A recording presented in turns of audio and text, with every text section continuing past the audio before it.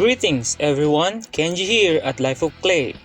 Welcome back again to my channel and also to our new viewers out there. And please guys, don't forget to subscribe and click the notification bell so you will be notified whenever I upload new video.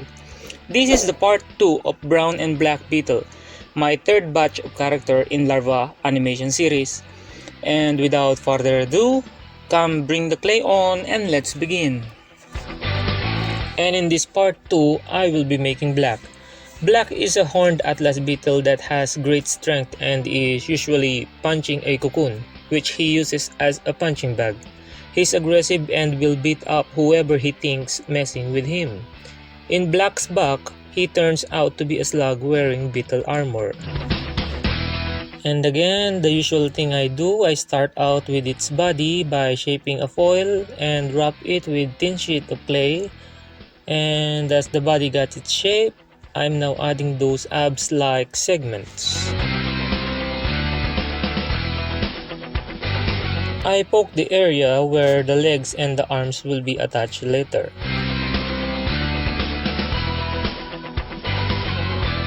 I flattened two oval-shaped clay for the wing cases.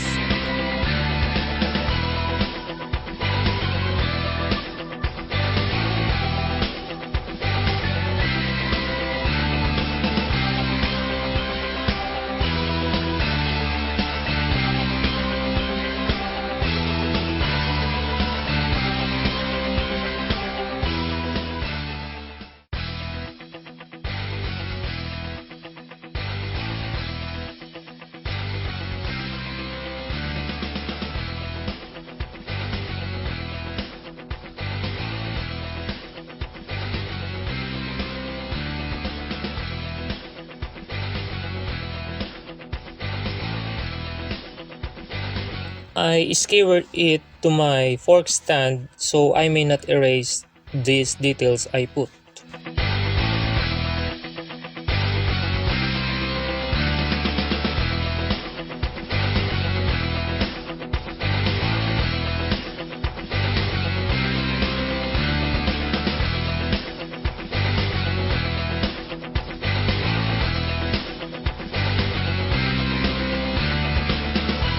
After the first bake, I now sculpt the head using foil wrapped with the thin sheet of clay and just attached to the body. Here I will start the shaping.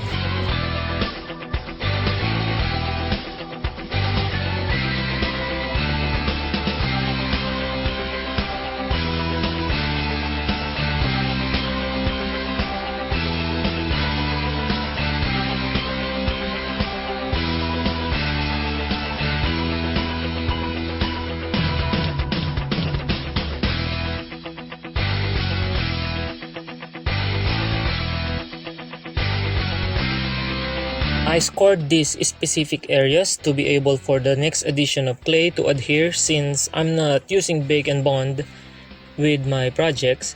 So at this moment, we will do second baking.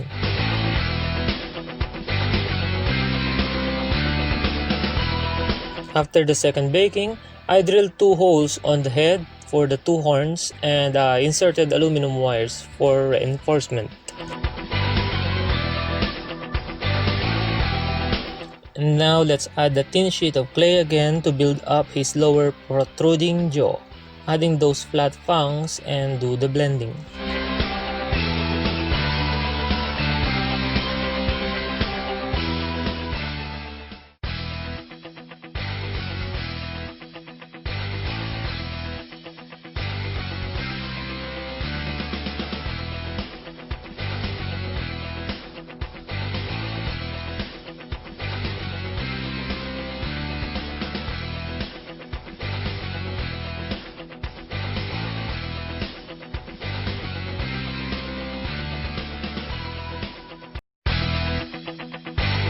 And now adding his huge brows and bending them.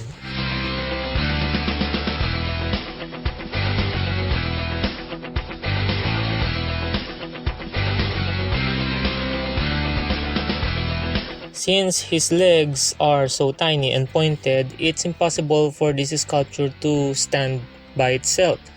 So I add a base beneath them using a bended bronze wire covered with clay. And now that they are done, brush them with alcohol to smooth out and bake.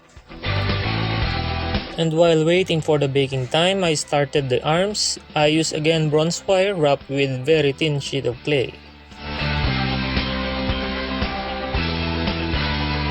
Adding the joint and poke the elbows for the spines to be added later.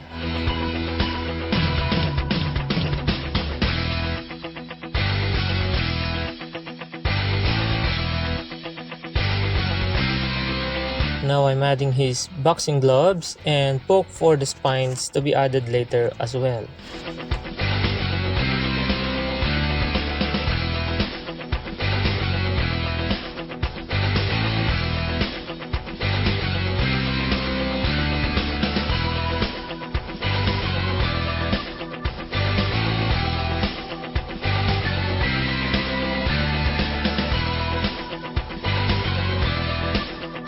And after baking the base and the body, I can now start with the legs by wrapping them with clay, adding those joints and small spines.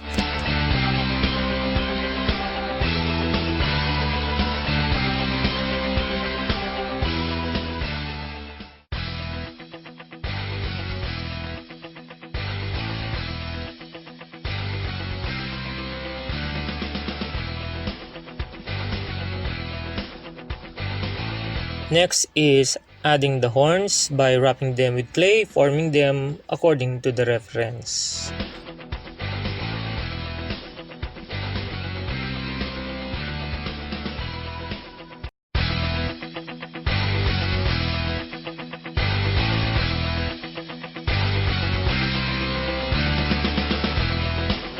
And again, brush them with alcohol and do the third baking. And after done baking, I can now attach the arms and the legs using 2 parts epoxy.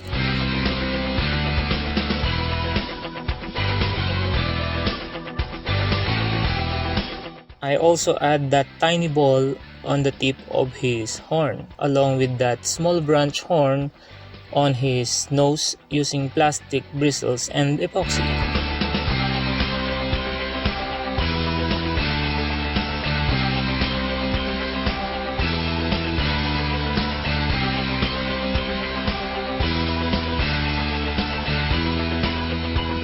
And now adding the spines on its arms and boxing gloves and reinforce them with resin. Keep it aside to cure for 24 hours.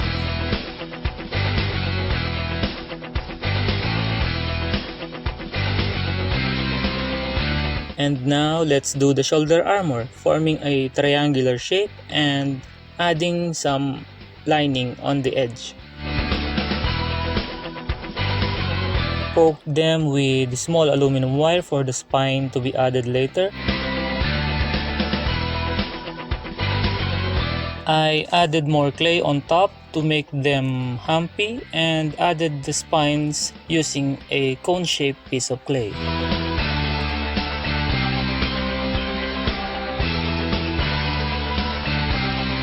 And again, brush them with alcohol and bake.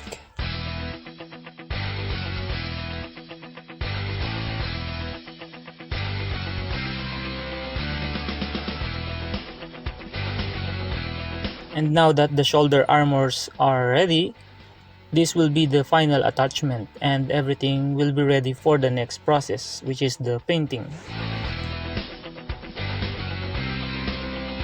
And for the painting process, I use folk art acrylic paints of titanium white, black, red, and yellow. His front side is much lighter than its back and the wing cases are a bit purpley in color. His eyes are red-orange and his gloves and tips of his horns and spines are just plain red.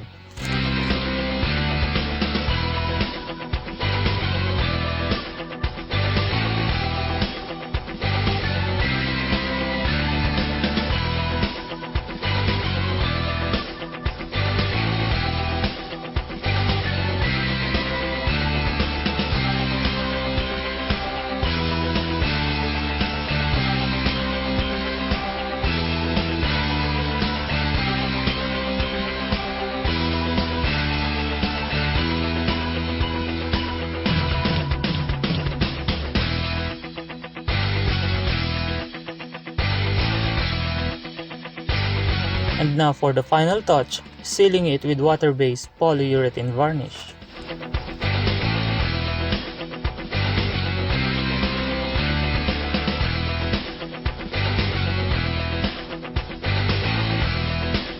And that's it guys, these two beetles are finally done. Hope you enjoyed the sculpting and painting process, and thank you so much for watching. Up next, the fourth and the last batch of larva character, so stay tuned and have a nice day everyone.